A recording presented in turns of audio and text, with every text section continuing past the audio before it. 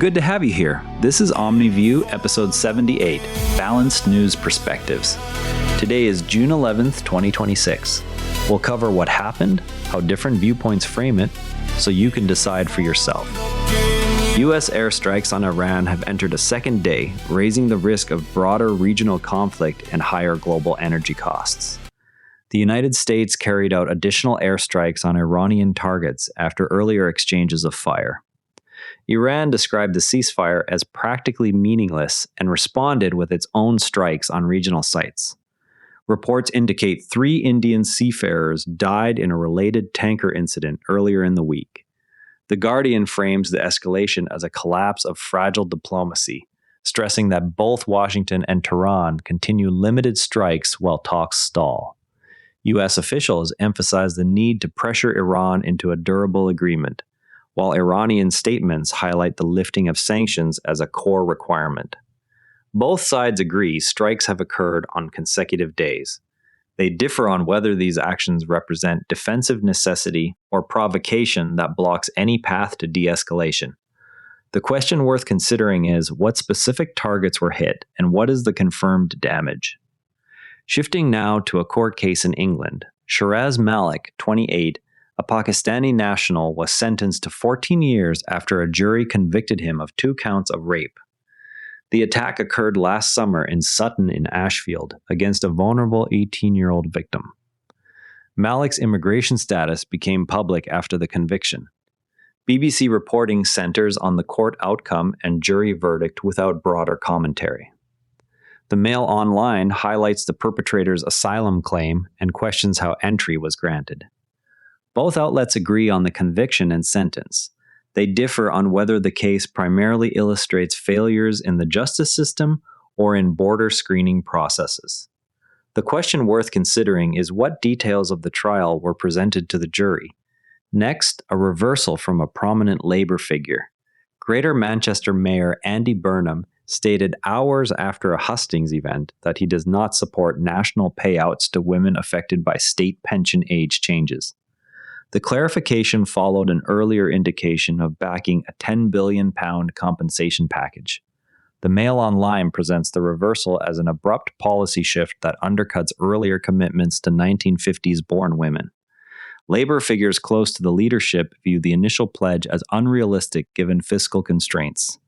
Burnham's office maintains that some form of recompense remains appropriate. Observers agree the mayor adjusted his position within a single day. They differ on whether the change reflects fiscal realism or political caution ahead of potential leadership moves. The question worth considering is what exact wording did Burnham use at the hustings? Meanwhile, in U.S. politics, Democrats are preparing responses ahead of next year's midterms. Democratic strategists are developing responses to concerns that Donald Trump or foreign actors could attempt to disrupt the 2026 midterms. Discussions include legal options and public messaging around election certification rules. The Guardian reports that party officials are treating Trump's past statements about election processes as a serious planning factor. Trump allies argue that local officials retain discretion in certification and that scrutiny protects election integrity. Both sides accept that certification follows established state procedures. They differ on whether additional public discussion of those rules constitutes preparation or alarmism. The question worth considering is what specific certification steps are being reviewed. In Northern Ireland, police used water cannons during a second night of unrest. Police deployed water cannons after unrest flared for a second night, injuring 12 officers. The disturbances followed a stabbing incident and involved groups targeting individuals based on ethnicity. The Guardian quotes Northern Ireland's secretary describing the violence as racist thuggery. Local community representatives stress the need to protect residents from intimidation.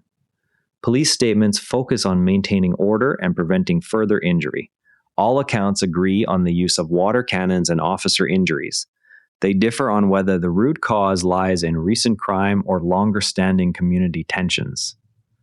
The question worth considering is, which neighborhoods saw the most activity? A United Nations report documented cases of public executions, kneecappings, and bone breaking used against alleged collaborators. The findings describe systematic intimidation tactics employed by Hamas authorities. The Mail Online presents the report as evidence of internal repression. Palestinian advocacy groups argue that such measures occur amid extreme external pressure.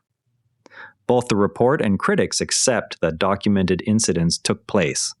They differ on whether these actions primarily reflect governance failures or responses to occupation and blockade. The question worth considering is how many cases the report examines. Organizers face protests, poverty concerns, and questions over missing persons as the tournament approaches. Local passion for football remains strong despite these pressures. The Mail Online highlights corruption jokes and social strains that could affect the event. Mexican officials emphasize national pride and economic benefits. Both coverage and local commentary accept that protests and inequality exist. They differ on whether these factors will significantly disrupt matches or remain background issues. The question worth considering is which cities are hosting matches. The European Central Bank is set to raise rates amid ongoing inflation concerns across the Eurozone. The move would mark the first hike in 3 years. Bloomberg coverage focuses on the policy shift and its timing. Market analysts note that higher borrowing costs could slow growth while aiming to anchor prices. Both the bank and commentators agree inflation remains above target. They differ on whether the increase risks tipping the region into recession. The question worth considering is what inflation reading prompted the decision. SpaceX is preparing to go public in a debut that analysts say will test investor confidence in Elon Musk's management across multiple companies. CNBC reporting stresses the valuation implications and market scrutiny. Supporters of the listing argue it rewards innovation and long-term risk-taking. Skeptics point to governance concerns at other Musk-led firms. All sides agree the IPO will provide a direct market valuation. They differ on whether that valuation primarily reflects technological achievement or leadership style. The question worth considering is what valuation range is being discussed. Apple's latest macOS beta adds several small but practical features while setting aside major AI announcements for now.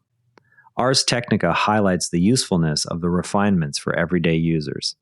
Developers note that the update focuses on stability rather than headline features. Both reviews agree the changes are modest. They differ on whether this approach meets user expectations for annual upgrades. The question worth considering is which specific features are receiving the most attention. Serena Williams' doubles campaign at the Queen's Club ended when her partner Victoria Mboko withdrew with a knee injury. BBC Sport reports the withdrawal as a straightforward medical decision. Tennis observers note the brief return of a high-profile player to the tour. Both accounts agree the injury ended the partnership. They differ on whether the appearance signals a longer competitive comeback. The question worth considering is, what was the original pairing's goal for the event? Taylor Swift attended a basketball game in courtside seats while her former manager Scooter Braun was seated several rows behind with his girlfriend. The Mail Online presents fan reactions framing the seating as symbolic payback. Braun's representatives have not commented publicly on the arrangement. Both coverage and social commentary accept the seating layout. They differ on whether it carries personal significance or is simply coincidental. The question worth considering is which teams were playing. Now, to really understand the Iran story, there is something most coverage leaves out. Most coverage of U.S. strikes on Iran assumes each new round of bombing requires fresh congressional approval, yet the actual process often rests on older authorizations and executive interpretations of Article 2 powers. Presidents since the 1970s have relied on the 2001 and 2002 authorizations for use of military force, plus claims of inherent commander-in-chief authority to conduct operations without new votes. This structure means limited strikes can continue for weeks or months while Congress receives only after-the-fact briefings. Knowing this, when you hear claims that Congress must approve any further action, you can check whether the administration is citing an existing statute or asserting unilateral power. Next time you see a headline about escalation, Ask which specific legal text is being invoked, what reporting requirements apply, and how previous administrations use the same authorities.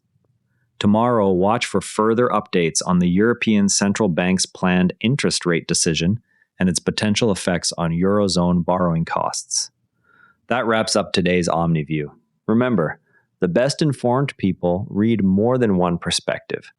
If this show helps you do that, share it with someone who values fair coverage. See you tomorrow, and before you go, this show is part of the NARA Network, a family of daily podcasts covering tech, science, markets, and more.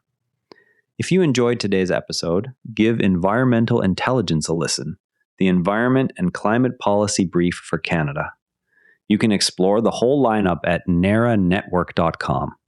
This episode used AI voice synthesis of my voice. Editorial selection and analysis are my own.